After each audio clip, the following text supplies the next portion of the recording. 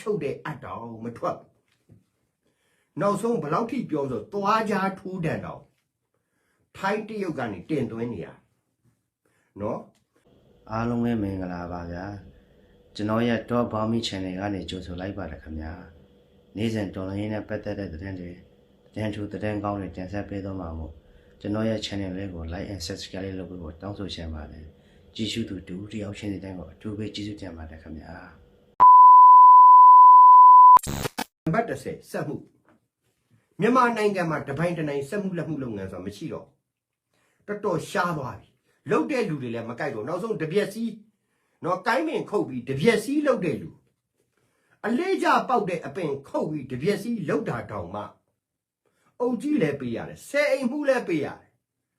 နော်အဲ့ဒီလာလုတ်တဲ့လုတ်သားတွေကိုအေစီရင်တိုင်ရမယ်အေစီရင်ကြီးလည်းပေးရတယ်ဒါကျွန်တော်အနှိမ့်ဆုံးအဆင့်ကိုပြောတာတိတ်အဆင့်မြင့်မြင့်ကြီးကျွန်တော်မပြောဘူးနော်အဲ့လိုကြီးပေးရတာဆိုတော့တပြက်စီးကိုင်းတော့ကကိုင်းပင်ခုတ်ပြီးတပြက်စီးရက်တဲ့လူတော်မကြိုက်တော့ကဲစဉ်းစားကြည့်ဘလောက်အချိန်နေဆိုးတယ်လဲဆိုတာတခြားစက်မှုလက်မှုလုပ်ငန်းအဆင့်မြင့်မြင့်ကိုမပြောနဲ့တော့နော်ဥပမာဖွင့်ပေးရမယ်တပိုင်းတနိုင်လျှက်စစ်ရဖို့အတွက်ခင်ဗျားတို့ဘာလုပ်နိုင်လဲနော်ခင်ဗျားတို့ generator တွေထုတ်နိုင်တယ်ဥပမာစိုးလျှက်စစ်ဆိုရင်ဒါကျွန်တော်လေးစားရတဲ့မြန်မာပြည်ကဒါလျှက်စစ်အဖွဲ့အစည်းဖြစ်တယ်ကျွန်တော်တော့ဒါမှန်ကန်ပဲပြောတယ်သူတို့ပတ်တဲ့ generator တွေ motor တွေကိုကျွန်တော်လေ့လာကြည့်တာတော်တော်အဆင့်မိပါတယ်ဒါပေမဲ့တတိုင်းပြည်လုံးဖောဖောတိတိနဲ့လုံလုံလောက်လောက်ရအောင်အစိုးရကဖန်တီးပေးရမယ်အစားအဲ့ဒီကပါမစ်ကြီးတွေအခွန်ကြီးတွေများနေတော့အများကြီးမကျေပြန့်လာပြီးတော့ဈေးနှုန်းတွေကလည်းအကြီးဖြစ်နေတာဘာလို့တစ်ဖက်မှာလည်းဒါတွေကိုလုပ်ဖို့အတွက်ကိုယ်နိုင်ငံကြီးနှံကျူးလည်းမထွက်ဘူးဘာမှလည်းမထွက်ဘူးမထွက်တော့တစ်ဖက်နိုင်ငံတင်သွင်းပြီးတော့မှကိုယ်မှာပညာလေးစိုက်ပြီးပတ်ရလောက်ရတာအဲ့လိုလောက်ရတဲ့လူလည်းမကြိုက်ဘူးမကြိုက်တဲ့အတွက်စက်မှုလက်မှုလုပ်ငန်းတွေမှာတော်တော်အရေးကြီးတဲ့စိုက်ပျိုးရေးမွေးမြူရေးနော်လမ်းမဆက်တွေလမ်းတစ်ခုပေါက်ဖို့အတွက်ခင်ဗျဒီစက်ရန်တရားတွေဒါတွေလည်းဘာမှမလုပ်နိုင်ဘူးရှင်းရှင်းပြောရင်ဂွန်အိတ်အတောင်မှနော်ဒီလက်တန်းလုံးလောက်ရှိတဲ့ဂွန်အိတ်အတောင်မှအပေါက်မဖောက်နိုင်ဘူးဂဏိထီကိုမဖောက်နိုင်အခြေအနေကတော်တော်ဆိုးတယ်ဟိုလက်ချုပ်အကတော့ဒါလူတွေပြောနေကြကျွန်တော်နောက်တစ်ခုထပ်တင်ပေးလိုက်မယ်ဂွန်နီအိတ်ချုပ်တဲ့အတောင်မထွက်နောက်ဆုံးဘယ်လောက်ထိပြောဆိုသွားကြထိုးတန်တောင်ထိုင်းတရုတ်ကနေတင်သွင်းနေရနော်ဆိုတော့စက်မှုမှလည်းကြာသွားတယ်ဆိုတော့ဒီဘာသာရက်အရေးကြီးတဲ့ဘာသာရက်10ရက်လုံးကဘာကြောင့်စောင့်မေးပွဲကြတယ်လဲကျွန်တော်တို့ကဒီလိုလေ့လာအောင်ဥမာကျောင်းသားတယောက်ကဗျာဟိုကကျွန်တော်ရုံးမှာကျွန်တော်တို့ကဒါ project တစ်ခုရှိအဲ့ဒီ project မှာကျွန်တော်အဆင့်ဆင့်ရှိအဲ့ဒီ project ကိုမပြီးခင်စလုပ်တဲ့ကဒီ project result ရှိ project ကို review လုပ်တဲ့လူတွေရှိ project analysis တွေရှိဒီ project တွေကိုနော်အဲ့ဒီလုပ်နေတဲ့အချိန်မှာအဲ့ဒီလူတွေနဲ့တိုင်ပင်ပြီးလုပ်တာကျွန်တော်တို့ကငါ project ပိုင်ရှင်ပဲငါရေးထားတာငါ director ငါပါဓမ္မအဲ့ဒါမရှိဘူးဗျဓမ္မကျွန်တော်တို့ကလုပ်ငန်းကိုအောင်မြင်အောင်အကုန်လုံးနဲ့ပူးပေါင်းဆောင်ရွက်ရတယ်ယာတူးအဆင့်တန်းနဲ့ပူးပေါင်းဆောင်ရွက်တာမဟုတ်ဘူးဗျဒါကျွန်တော်ရှင်းရှင်းပြောပြတာဆိုတော့ပေးချင်တာဟာဘယ်နေရာမှာမအောင်မြင်ဘူးလေအဲ့ဒီမအောင်မြင်တဲ့နေရာကိုကျွန်တော်တို့ကချက်ချင်း fix လုပ်ရတယ်ဆိုတော့ဒါဆိုအဲ့စောင့်မေးပွဲ10ခုလုံးကြာတာဘာကြောင့်လဲကျွန်တော်လိလာအဲ့အခုကြားတဲ့ကောင်ကပဲစောင့်မေးပွဲကြားတဲ့ကောင်ကပဲဆရာတို့ဆရာမတို့ညီကိုမောင်နှမတို့ရဲ့တိုင်းပြည်ကိုပြန်အုပ်ချုပ်အောင်ပါသူပထမအုပ်ချုပ်ခဲ့တဲ့9နှစ်မှလည်းသူစောင့်မွေးမအောင်ဘူးဒါကျွန်တော်ရှင်းရှင်းပြောပြတာအခုကဘာသာဆုံး0ထွက်တဲ့ကောင်ကတိုက်ပြူပြန်ဆက်အုပ်ချုပ်မှာ9နှစ်အုပ်ချုပ်ပြီးပြီနော်တပြည်လုံးလည်းညင်သွားပြီနော်အခုနောက်တစ်ခါ9နှစ်ထပ်လာဆိုတော့ဗမာပြည်တွေကပြည်သူတွေကဗမာတွေကပြည်သူတွေကဘာဖြစ်နေလဲဆိုတော့လူရဝဲဆွဲလဲရတခုထောင်းဖြစ်နေဘလို့မှကုန်းထားလို့မရတော့ဘူးဖြစ်နေဆိုတော့ကျွန်တော်ပေးချင်တာကဘာကြောက်ကြဆုံးတာလဲဘာကြောက်ကြဆုံးတာလဲဆိုတော့ကျွန်တော်တို့ကဘာကိုကြည့်ရမှာလဲလို့ပြောရရင်ဗမာနိုင်ငံဒီဥစ္စာတွေကိုပြုပြင်ဖို့အတွက်အာဂရိတရား၄ပါးဒေါ်အောင်ဆန်းစုကြည်ဒီ freedom from fears ကိုသူရေးခဲ့တယ်ဟုတ်တယ်အဲ့ဒီမှာလည်းသူထောက်ပြထားတာတွေမှန်တယ်နော်အဲ့ဒီအာဂရိတရား၄ပါးအရန်ကြီးလို့အဲ့ဒီအာဂရိ၄ပါးမှာစန္ဒဂရိဆိုတာဖားတာမြှောက်တာ လူပုတ်ကိုနောက်လိုက်တာနော်မဟုတ်တာကိုဟုတ်အောင်ပြောတာနော်ပင့်တာသိလားဘောမတာထမိန်ချုံတာဒါတွေကိုကျွန်တော်ပြောချင်တာဒီစန္ဒဂရိကဗမာပြည်မှာတော်တော်ကြီးတယ်ဆင်းရဲတဲ့နိုင်ငံတွေမှာအဲ့ဒီဂရိတရားတော်တော်ကြီးတယ်ကိုတယောက်နော်အဆင်ပြေဖို့အတွက်ဒီအများပြည်သူကိုအုပ်ချုပ်နေတဲ့လူဒါမှမဟုတ် community လူအဖွဲ့အစည်းမှာအဓိကပါဝင်နေတဲ့လူတွေကိုမြောက်ထိုးပင့်ကောဘောင်းစုံအမျိုးမျိုးလုပ်တဲ့စန္ဒဂတိအရန်ကြောက်ဖို့ကောင်းတယ်ဗမာပြည်ဟာအကြီးဆုံးပဲအဲ့ဒီစန္ဒဂတိကြောင့်ဗမာပြည်မအောင်မြင်ပါဘူးဆိုလဲအောင်မြင်နေတဲ့အဘဟိုကောင်ကြီးတော့မကြည့်နိုင်မဟုတ်မှစင်းနေပြဟာအဲ့ဒီမှာသူ့ကိုယ်သူလက်မတွေထောက်ဒါဒီလေမဖြစ်တင်ဘူးအခုအဲ့ဒါဖြစ်နေတယ်ဒါကြောင့်ဒီ project 10ခုလုံးမအောင်မြင်ဘူးနောက်တစ်ခုကဒေါသဂရိဟာငါနဲ့မတူတဲ့လူကိုညှိနှိုင်းပူပေါင်းဆောင်ရွက်ရမရှိဘူးငါနဲ့မတူတဲ့လူကိုစိစက်ဆွေးနွေးဖို့မရှိဘူးငြိမ်းချမ်းရေးလုပ်ဖို့မရှိဘူးအပြုတ်တိုက်မယ်ငါတို့လွတ်လပ်ရေးကိုတိုက်လာတဲ့တက်မတော်ဘယ်မှာတက်မတော်လွတ်လပ်ရေးတိုက်တာခင်ဗျားတို့အခုကျွန်တော်ရည်ကျင်တာလေးတစ်ခုပြောမယ်နော်ဟို AI ဆိုတော့ခင်ဗျားတို့ကနာမည်ကြီးနေတာပေါ့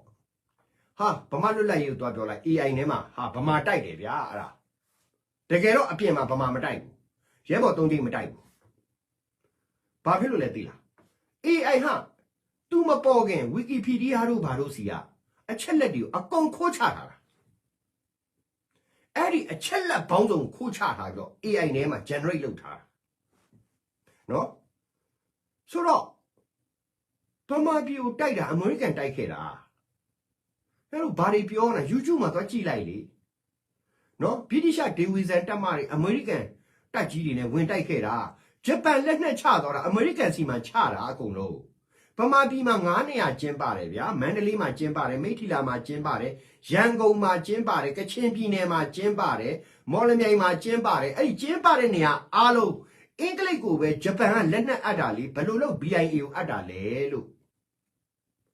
ကျင်းဟေးလို့နော်ခင်ဗျာ YouTube မှာကိုသွားကြည့်လိုက်နော် Japan surrender in Burma ဆိုပြီးတော့ရိုက်ထည့်လိုက်နော်ဒါမှမဟုတ် Japanese ဒါမှမဟုတ် fascist အဲ့လိုရိုက်ထည့်လို့ရတယ် surrender in Burma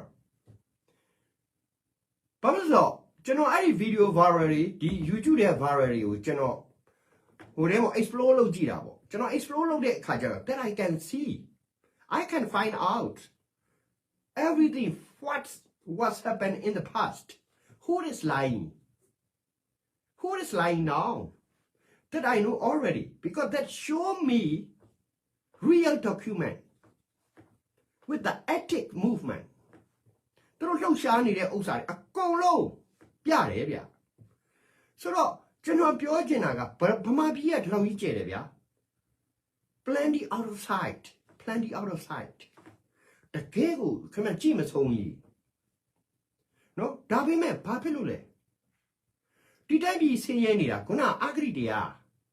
ခုန project တွေမအောင်မြင်တာအဂရိတရားစန္ဒဂရိဖားမြောက်တဲ့အတိုင်းပြည်နော်ဘောမတဲ့တိုင်းပြည်ထမိန်ချုံတဲ့တိုင်းပြည်လူပုဂ္ဂိုလ်နောက်တဲ့တိုင်းပြည်နော်တစ္ဆာကဒိဋ္ဌိတွေများနေတဲ့တိုင်းပြည်တက်လားဆိုတော့ဒါလည်းမှားတယ်ဒေါသဂရိဒါလည်းဒေါသဂရိမှာလဲကိုနဲ့မချစ်မနစ်တန်တတ်ပြရမယ်ရှင်းပြရမယ်ဖမ်းရမယ်ချုပ်ရမယ်နှိမ်နှင်းရမယ်ဟာခင်ဗျအဲ့ဒါများတာဗောဗျဓာတ်ရတော်တော်များတယ်လေညှိနေရမယ်ဆောင်ရွက်ရမယ်ချော့မော့ရမယ်ပေါင်းသင်းလာအောင်လုပ်ရမယ်ကြည်အေးနိုင်တဲ့လောက်ကြည်အေးပေးနိုင်အောင်လုပ်ရမယ်အဲ့ဒါရှိရမှာမဟုတ်ဘူးလားဒါဆိုရင်ခုနကျွန်တော်ပြောတဲ့စန္ဒဂရိလည်းရပြီဒေါသဂရိလည်းရပြီဗျာဂရိကတော့ကြောက်တယ်စိုးရိမ်ဟာငါမှမိသားစုတွေဟိုရင်းနေရှိနေလို့အမှန်မပြောရဲဘူးဒါမှငါအခွင့်ရေးပြက်သွားမလားငါ့အထက်လူကြီးကဒါမှမဟုတ်လေငါပတ်ဝန်းကျင်ကနောက်ဆုံးကိုအိမ်သူအိမ်သားမှာတော့မှဗျာဂရိရှိတယ်အဖေကမှားနေတာကိုမှန်ကန်လေးနဲ့ပြောပြရမယ်အဖေကိုဒါလည်းမပြောပြရဲဘူးဆိုအဲ့ဒီဗျာဂရိကတော်တော်ကြီးတယ်အမေရိကန်မှာဗျာဂရိအားနေတယ်မရှိဘူးအဖေမှားလဲသားပြောတယ်နော်အဲ့အောင်မြင်တဲ့နိုင်ငံတွေမှာအဲ့ဒါရှိတယ် ကျွန်တော်တော့အဲ့လိုတွေ့တယ်ဆိုတော့ဒီဗျာဂရိကြီးကလည်းဗမာပြည်မှာတော်တော်ကြီးတယ်ငါယာဒူးပြုတ်မှာငါမိသားစုဟိုတင်းဖြစ်မှာနောက်ဆုံးအဲ့ဒီပြုတ်မှာထိမှာကြောက်ရင်နဲ့ကိုပါထိလာတာကိုထိပြီးတော့ကိုပဝန်းကျင်ကိုထိလာကိုပဝန်းကျင်ကိုထိပြီးကိုတိုင်းပြည်ကိုထိလာတယ်လို့အဲ့ဒါကြောင့်ခုန project 10ခုလုံးမှာမင်းအောင်လိုက်တုံညရပါတယ်လို့ဗျာဂရိနဲ့ပတ်သက်ရင်နောက်ဆုံးကတော့ကျွန်တော်ပြောချင်တဲ့အပိုင်းကတော့အရန်ရိုးရှင်းတယ်ဒေါ်အောင်ဆန်းစုကြည်က तू ကဒီဥစ္စာကိုဘာကြောင့် तू ကရေးတယ်လဲဆိုတော့ तू တိုင်းပြည်ကို तू တကယ်အောင်ကျင်တယ်ဗျာအောင်ကျင်တော့ဒီဥစ္စာတွေကိုရှောင်လွှဲရမယ်လို့တိုင်းပြည်တပြည်မှာရှိနေတဲ့စနစ်ကြီးတွေမှာဒါတွေကအတားအဆီးဖြစ်နေတယ်ဆိုတဲ့ပုံစံမျိုးကို तू အသေးချာနားလည်လို့ तू ရေးတာဒါဆိုရင်မောဟဂတိတာရခြင်းတယ် तू များချမ်းသာကြွယ်ဝရင်လည်းကိုလိုက်ချမ်းသာကြွယ်ဝခြင်းတယ်အဲ့ဒါနဲ့ဘာဖြစ်ကုန်ညွှန်မှုကညွှန်ချုပ်ကိုလိမ့်တယ်ညွှန်ချုပ်ကဖေပါရမလားညွှန်ချုပ်ကအကုန်လိန်ရတာဗျာတယောက်နဲ့တယောက်ပတ်လိန်နေကြတာနောက်ဆုံးကြားဖြန့်တော်မှအခုတေးဟုတ်မလုပ်တော့ဘူးဗမာတွေတော်မှကြားဖြန့်ပညာတတ်သွားပြီလားတာယာမှုတွေကိုလိုက်ရှာကြတယ်နော်အနာခံမှုတွေကိုအဓိကကြော်ဖြတ်ရမယ့်ဥစ္စာတွေကိုမကြော်ဖြတ်တော့ဘူးနေပူမလျှောက်တော့နေရိတ်ချက်ချင်းသွားခြင်းဆိုတော့အဲ့ဒါကြောင့်ဒီ project 10ခုလုံးမှာအာဂရိတရား၄ပါးမင်းအောင်လှိုင်မိသားစုကိုယ်တိုင်လက်စားတယ်နော်အာဂရိတရားလိုက်စားတဲ့အတွက်ဒီတိုင်းပြည်အတွက်ခုနကျွန်တော်ပြောငင်းချမ်းရေးဘာသာရေးစိုက်ပျိုးရေးမွေးမြူရေးနော်ပြီးတဲ့အခါကျတော့ကျွန်တော်တို့ဒီကိုထဲမှာလမ်းပန်းဆက်သွယ်ရေးပညာရေးလုံခြုံရေးတဘာဝဘေးအန္တရာယ်အန္တဝါဗေဒဆောက်ရှောက်ရေးကုန်သွယ်ရေးဒါတွေအားလုံးကျဆုံးသွားပါတယ်လို့ကျွန်တော်ပြောချင်တယ်အဲ့လိုကျဆုံးတော့တိုင်းပြည်က GDP မရဘူး GDP မရတဲ့အကြောင်းရင်းမှာလဲ GDP မှာယိုပေါက်၄ပေါက်ရှိတယ် GDP ရဲ့ယိုပေါက်၄ပေါက်ကို3ပေါက်ကရော၄ပေါက်လုံးကရောလူနဲ့ပတ်သက်နေတယ်နော်ဘာအဲ့ဒီ GDP ယိုပေါက်ရင်တိုင်းပြည်မွဲပါတယ် GDP ယိုရတဲ့အပေါက်တွေကဘယ်အပေါက်တွေလဲနော်လူတယောက်ရဲ့နှစ်စဉ်ရတင်ရထိုက်တဲ့လှုပ်အားကနဲ့စုမိဆောင်မိနဲ့နော်ခံစားရမယ်အခွင့်အရေးတွေယိုပေါက်တယ်လို့နားလည်လိုက်ဆိုတော့အဲ့ဒီအခွင့်အရေးတွေယိုပေါက်ရခြင်းကြောင့်နံပါတ်1ပြည်တွင်းစစ်တဲ့ပြည်တွင်းစစ်ဖြစ်နေတဲ့တိုင်းပြည်ရဲ့ GDP ယိုတယ်ဘာလို့တိုင်းပြည်ကိုမလုပ်ပေးနိုင်တော့ဘူးလေဒီကောက်ငါချမယ်ငါနိုင်အောင်ချမယ်ငါလေးရင်တွေဝယ်မယ်ငါပေါင်900ဘုံတွေဝယ်မယ်ငါပေါင်1000ဘုံတွေဝယ်မယ်ငါကြီးစံတွေဝယ်မယ်ငါစစ်မှုထမ်းဖို့ပေါ်တာတွေဆွဲမယ်ပြီးတော့ကုရတယ်လူတွေစိုက်ပြိုးလို့မရတော့သွားလာလို့မရတော့ဆက်သွယ်လို့မရတော့အဲ့ဒီမှာအကုန်ကြဆိုရင်တိုင်းပြည်ရဲ့ဗန်ဒါငွေတွေကအဲ့ဒီစစ်တပ်ထဲကိုရောက်သွားတယ်စစ်ဖြစ်နေတဲ့အထဲကိုရောက်သွားတယ်ပြည်တွင်းစစ်ကတိုင်းပြည်ရဲ့ဝင်ငွေကိုကြီးမားမားကြီးယိုပါတယ်တဲ့နော်ဒါကိုမင်းအောင်လိုက်ပြင်နိုင်မှဒီတိုင်းပြည်နဲ့ခံတာပြင်မဲ့သဘောလည်းမရှိဘူးအခုလွတ်တဲ့တဲကိုတက်နေတဲ့ကောင်နဲ့ချမယ်နှက်မယ်နဲ့အကုန်လုံးလက်သီးလက်မောင်းတန်းနဲ့နောက်9နှစ်တောင်မဟုတ်15နှစ်20သွားမယ်လို့ပြောတယ်အဲ့လောက်တိုင်းပြည်ကိုချစ်ကြတာဒီတိုင်းပြည်မှာမွေးတယ်ဒီတိုင်းပြည်မှာကြီးတယ်ဒီရေဒီမြေမှာအတူတူတောက်ခဲ့ကြတယ်နော် conflict ကိုနားမလည်ဘူး conflict ဆိုတာမင်းကငါတတ်ချင်လို့ငါ့ကိုမင်းကလာတတ်လို့ဒီသဘောမျိုးဖြစ်နေတဲ့ပြည်တွင်းစစ်မျိုးမဟုတ်ဘူးကျွန်တော်နားလဲတာရတဲ့ရထိုက်တဲ့အခွင့်အရေးတွေမရလို့ဖြစ်နေတာအဲ့ဒီအခွင့်အရေးတွေအားလုံးအညီမျှဖြစ်သွားရင်ဒီပြည်တွင်းစစ်ရပ်သွားနိုင်နော်ပြည်တွင်းစစ်ကြောင့်ဒါယိုပေါက်တယ်နောက်တစ်ခုကျွန်တော်ပြောချင်တာကနံပါတ်2ယိုပေါက်နံပါတ်2ယိုပေါက်ကဘာလဲဆိုတော့ခုနပြောတဲ့အာဂရိတရားလိုက်စားလို့ဖားမယ်မြှောက်မယ်ဖုံးမယ်ကွယ်မယ်ဖွက်မယ်နော်လိမ်မယ်ကောက်မယ်ကြစ်မယ်အဲ့ဒါကြောင့်အာဂရိတရားလိုက်စားရလဲပြည်တွင်းစစ်ယိုပေါက်ပါတယ်GDP ယိုပေါက်ပါတယ်ပြည်တွင်းစစ်နဲ့လည်းယိုပေါက်တယ်အာဂရိတရား၄ပါးနဲ့လည်းယိုပေါက်တယ်နောက်တစ်ခုကမှန်ကန်တဲ့အကောက်ခွန်မရလို့အကောက်ခွန်ဝန်ထမ်းတွေကိုတွက်ကြည့်လိုက်သူတို့ကအကုန်လုံးနန်းတွင်းသူနန်းတွင်းသားလို့ပဲကြော်မော့ရင်းနေရောပဲထောနေရောပဲနော်တကယ်အခွန်ပေးရတဲ့ပြည်သူတွေ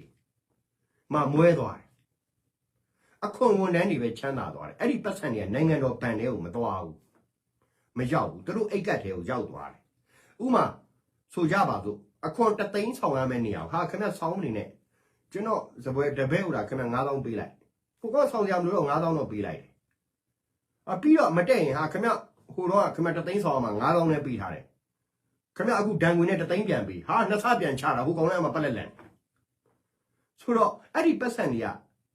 ပြည်သူလူထုတွေအတွက်လှုပ်ပေးမဲ့နိုင်ငံတော်ဗန်ဒီတဲကိုဗမာတပြည်လုံးတော့ပြည်ပမှာရှိနေတဲ့တန်ယုံတွေပါအပါဝင်မှန်မှန်ကန်ကန်အကောက်ခွန်မြန်မာပြည်သူတွေမခံစားရပဲနဲ့လူလိန်တခိုးကြဘိုးတွေကြောင့်ကျွန်တော်တို့တိုင်းပြည်လုံလောက်တဲ့ဘာချက်ငွေမရဘူးဖြစ်တယ်အခွန်တော့ကောက်တယ်တိုင်းပြည်တော့ဘာမှဖြစ်မလားတခုပြောသွားပြီပြည်တွင်းစစ်နောက်တစ်ခုကအာဂရိလိုက်စားတာနောက်တစ်ခုကမှန်ကန်တဲ့အကောက်ခွန်မရလို့နောက်ဆုံးတစ်ခုကတဘာဝ BND တစ်တော်တွေခုတ်လိုက်တယ်ရွှေတွေတူးတယ်တတုတွင်းတွေလှုပ်တယ်ပြီးတော့စိုက်ပြရမယ့်မြေနေရာတွေမှာအိမ်ယာတွေချပေးလိုက်တယ်နော်ရေတားတွေရေကန်တွေမရှိတော့အဲ့ဒါလည်းတေကမဟုတ်ဘူးတိမ့်နဲ့ချီပိုင်နေလူရှိတောင်းနဲ့ချီဧကတွေထောင်နဲ့ချီပိုင်နေတာတွေရှိတယ်ဟိုမဖြစ်တဲ့စိုက်ပျိုးမြေကိုလည်းလူနေထိုင်မဲ့မြေအဖြစ်သူတို့အုပ်စုတွေကပဲလှုပ်သွားတယ်ဆိုတော့အဲ့လိုလှုပ်သွားတဲ့အတွက်ကျွန်တော်တို့တိုင်းပြည်ဟာဘာဖြစ်သွားလဲဆိုတော့နောက်ဆုံးတော့တကယ်ရာသီဥတုဘေးအန္တရာယ်ခံလာရတဲ့အခါကျတော့မရှုနိုင်မကယ်နိုင်ကြောင်းအဲ့ဓာတွေကိုပြန်ပြင်ရမယ်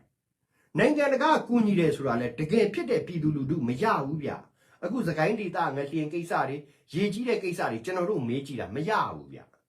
ဟိုအဆောက်အဦကြီးပြိုကျတဲ့မန္တလေးမှာဒါတော့သူတို့မှန်မှန်ကန်ကန်ယနေ့ပေါက်ဈေးနဲ့သူတို့ဘဝလေးပြန်နေထိုင်နိုင်လောက်အောင်ကိုမရဘူးဒါတော့သူတို့တော်တော်ရင်းနှီးပြီးတော့ဒီအခန်းတွေဝယ်ပြီးနေထိုင်နေတဲ့လူတွေတောင်မှပြန်မရဘူးတည်တဲ့လူတွေတည်သွားလဲတည်ကြီးတည်ကန်နော်အယောအစားလဲပြန်မရဘူးအဲ့ဒါကိုလေတံပဲပြက်နေတယ်ဘယ်နေ့ရောမဲဟိုနေ့ရောမဲမှန်မှန်ကန်ကန်ရောတာလည်းမဟုတ်ဘူးသူတို့ရောမဲပြောတဲ့အချိန်တုန်းက$3000ဖြစ်မယ်ဗျာသူတို့တကယ်ရောတော့$5000လောက်ဖြစ်သွားပြီဟိုသူ့အိမ်ကသိန်း100တန်နဲ့သူ့အခန်းတတ်မှတ်ထားရင်အဲ့ဒီအချိန်မှာသိန်း100ရောရင်တော့မှသူ့တကယ်သူခန်းစားပိုင်ခွင့်က350ပဲရှိတော့တယ်ငွေကြီးအပြောင်းလဲတွေနဲ့မြန်ဆက်တခုမှမလုပ်ဘူးနိုင်ငံခြားလှူတဲ့ငွေတွေကိုလည်းတကယ်ခန်းစားရတဲ့ပြည်သူလူထုစီကိုမှန်ကန်ကန်မရောက်ဘူးခိုးကြတယ်ဖွက်ကြတယ်လိန်ကြတယ်ကောက်ကြတယ်ကြစ်ကြဆိုတော့အဲ့ဒါကြောင့်တဘာဝဘေးအန္တရာယ်ဒီအဲ့လိုကြုံလာတဲ့အတွက်အဲ့ဒီလမ်းတွေတရားတွေပြန်ပြင်ရတဲ့ဈေးကလည်းမသေးဘူးမသေးတော့အဲ့ဒီ GDP တွေကဘယ်ကအဲ့ဒီပတ်စံတွေကဘယ်ကလဲဆိုတော့ပြည်သူပိုင်ဘတ်နေရနေပြီးတော့ဝယ်ရတယ်ချမ်းရတယ်ဝယ်တဲ့အချိန်မှာလည်းခိုးသေးတယ်တန်ချောင်းတစ်တန်ကို$1000ဆိုရင်2000တင်မလိုက်တယ်ပြီးတော့အည်သွေးမရှိတဲ့တန်တွေဝယ်လာတယ်နော်အဲ့လိုမျိုးတွေပေါ့လေဆိုတော့ပြန်ဆောက်ကြတယ်တခါပြန်ပြိုကြတယ်ဆိုတော့တဘာဝဘေးအန္တရာယ်မှာလည်းကျွန်တော်တို့ပတ်စံတွေပြန်ထည့်ရတဲ့အတွက်တိုင်းပြည်ကနလန်မထူနိုင်ဘူးဒါကြောင့်ပြည်တွင်းစစ်ကြောင့် GDP ယိုတယ်နော်အာဂရိလိုက်စားလို့ GDP ယိုတယ်မှန်ကန်တဲ့အကောက်ခွန်မရလို့ GDP ယိုတယ်တဘာဝဘေးအန္တရာယ်တိုက်စားဖျက်ဆီးမှုကြောင့် GDP ယိုပါတယ်လို့ကျွန်တော်ပြောချင်တယ်ဆိုတော့ဒါဆိုရင်ခင်ဗျအပြစ်တွေပဲပြောနေအကောင်းဘယ်လိုလုပ်မလဲဟောလာပြန်ရောဒါဆိုအကောင်းလုပ်ဖို့လည်းပြောမယ်ဗျာဟုတ်လားတိုင်းပြည်တစ်ပြည်မှာတောက်၄တောက်လူတယ်အကောင်းပြောမှာနော်ကိုညံနဲ့ကိုစဉ်းစားကြည့်နော်အဲ့ဒါစင်ကာပူနိုင်ငံမှာလည်းရှိတယ်ထိုင်းမှာလည်းရှိတယ်မရှိရကမ္ဘောဒီးယားမှာမရှိဘူးနော်လာဦးတော့အဲ့ဒါတော်တော်ကြိုးစားလာတာတွေ့ရတယ်တရုတ်မှာရှိဟုတ်လားဒီ BNN မှာရှိအများကြီးရှိကြပါဆိုတော့ဘာလဲအတတ်ပညာရှင် intellectual အုပ်စုနော်အဲ့ဒီအတတ်ပညာရှင်အသိပညာရှင်ကိုနှစ်ပိုင်းခွဲလိုက်တယ်အတတ်ပညာရှင်ဆိုတာတိုင်းပြည်ကိုဘယ်လိုဖွံ့ဖြိုးတိုးတက်အောင်ဘယ်လိုရန်တရားတွေတည်ဆောက်ရမလဲအဲ့ဒီရန်တရားနည်းပညာတွေကဘယ်နိုင်ငံမှာအဆင့်ရှိဘယ်လိုသွားလိလာရမလဲဘယ်လိုကူးယူရမလဲဘယ်လိုလက်ဝေခံယူရမလဲဆိုတဲ့တိုင်းပြည်အတွက် engineering အတတ်တွေတိုင်းပြည်အတွက်ထူထောင်ပေးမဲ့ infrastructure အတတ်တွေ